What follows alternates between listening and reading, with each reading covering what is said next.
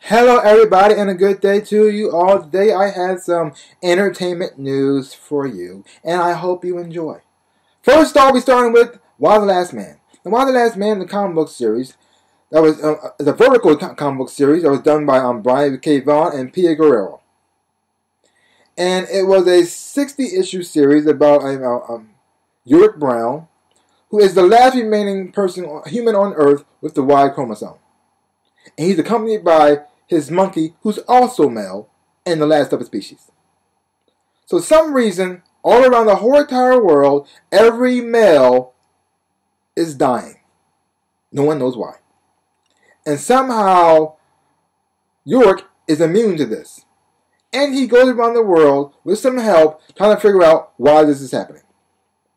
Now, there is no writer or director for the TV series yet.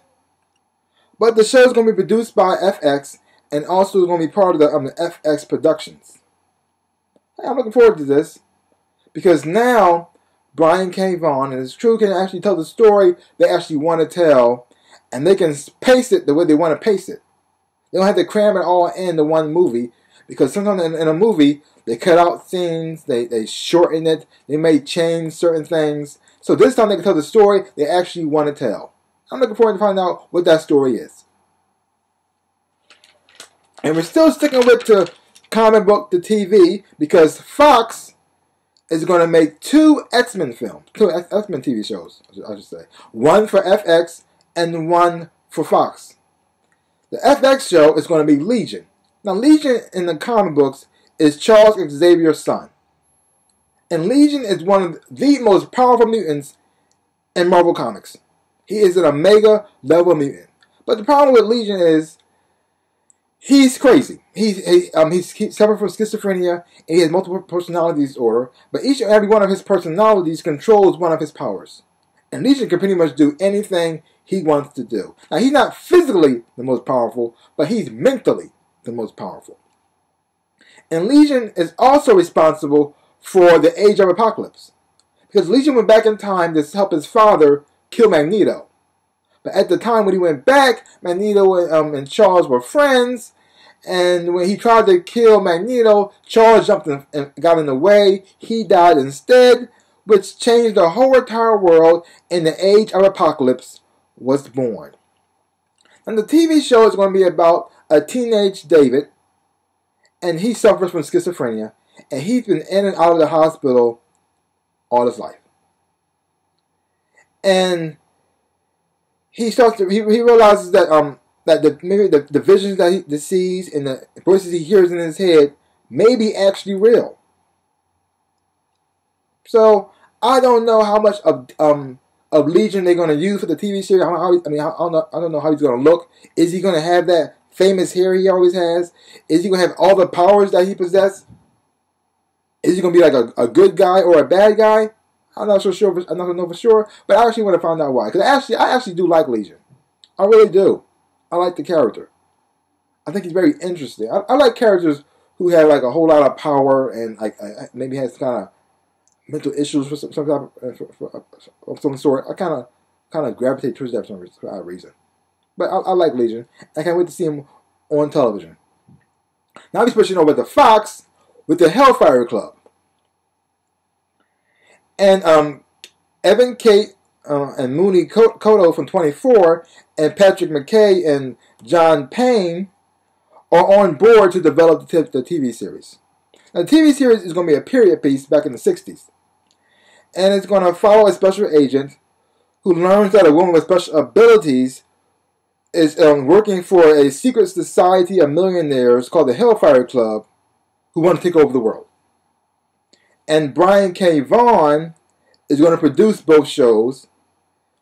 And Jeff Loeb is also on the list to produce both shows as well. So if you love the X-Men franchise, now you get to see him on the big screen and on the small screen. I'm looking forward to seeing both. I sure cannot wait to see Age of Apocalypse. I can't wait. I can see how that goes down. So I'm looking for these shows as well. Now we're switching gears, and we're going to switch to something else completely, and that's Resident Evil. Now, Resident Evil is going to get a CGI anime reboot. Now, Capcom has announced plans for a CGI animated movie, Resident Evil, aka Biohazard, which is going to be released in 2017. It's going to be directed by Takanori Tatsumoto for Mars Animation Planet. Sounds pretty good.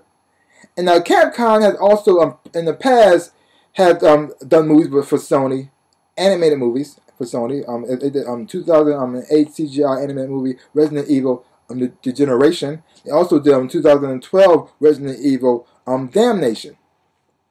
And both of these movies were in the same universe as the video game. So maybe the new reboot will also be in the same universe as the video game as well.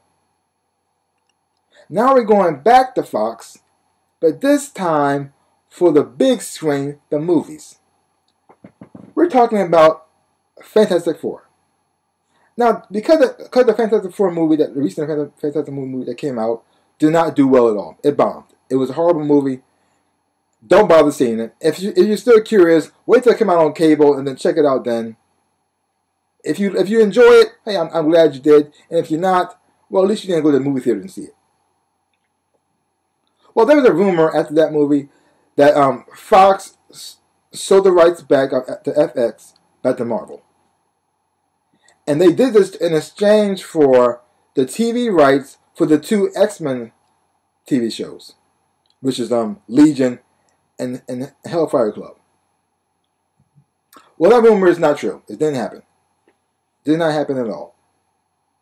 Now, they could have did the same thing that Sony did with Amazing Spider-Man after that flopped, and then shared the rights with Marvel and try to make a movie, and both sides make money. But for some odd reason, Fox is refusing to let Marvel have anything to do with Fantastic Four. I don't understand this. I'm trying to figure out what did Marvel do to Fox to piss them off so much, because they seem to hate Marvel. I don't know why they hate them. I don't know what Marvel did to them. Maybe Marvel stole their lunch money, or ate their sandwich, or stole their girlfriend. I don't know what it was that Marvel did to them.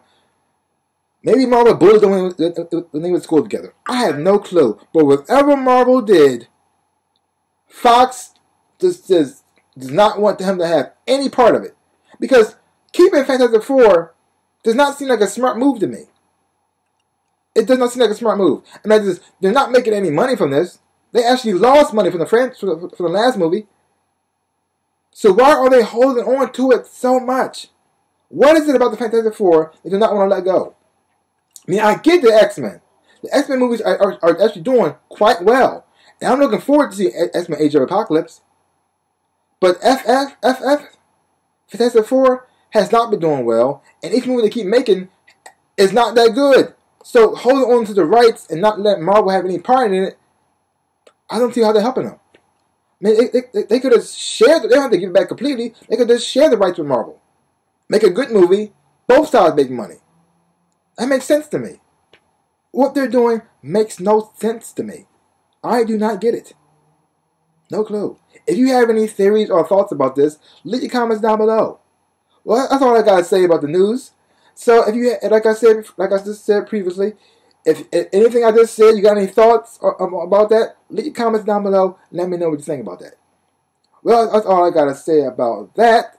So give my channel a big old like, hit the thumbs up, boop, and subscribe to my channel and share. I really would appreciate it. So like I always say, in my dreams and in real life, I am the Ninja Rabbit. Peace out, peoples.